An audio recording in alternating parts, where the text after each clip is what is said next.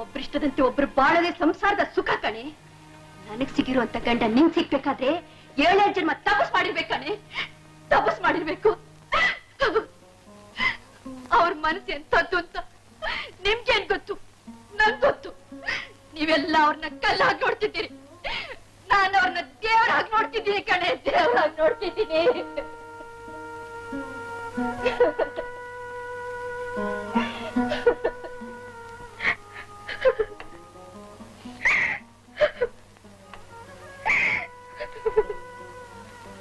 ಸುಮ್ಮನೆ ಯಾಕೆ ಆವೇಶ ಪಡ್ತಿದ್ದಿ ಪಾರ್ವತಿ?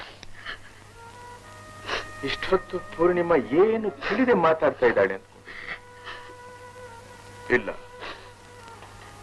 ನಮ್ಮ ಕಣ್ಣು ಮುಂದೆ ತಪ್ಪು ಹೆಜ್ಜೆ ಇಡ್ತಾ ಇದ್ದ ಮಗು ಇವತ್ತು ನಮ್ಮ ತಪ್ಪನ್ನ ಹುಡುಕಿ ತೋರಿಸ್ತಾ ಇದ್ದಾಳೆ. ಏನ್ ತಪ್ಪಿದೆ ಅವಳು ತೋರ್ಸೋದಕ್ಕೆ? ಅವಳು ನನ್ನ ಹಾಗೆ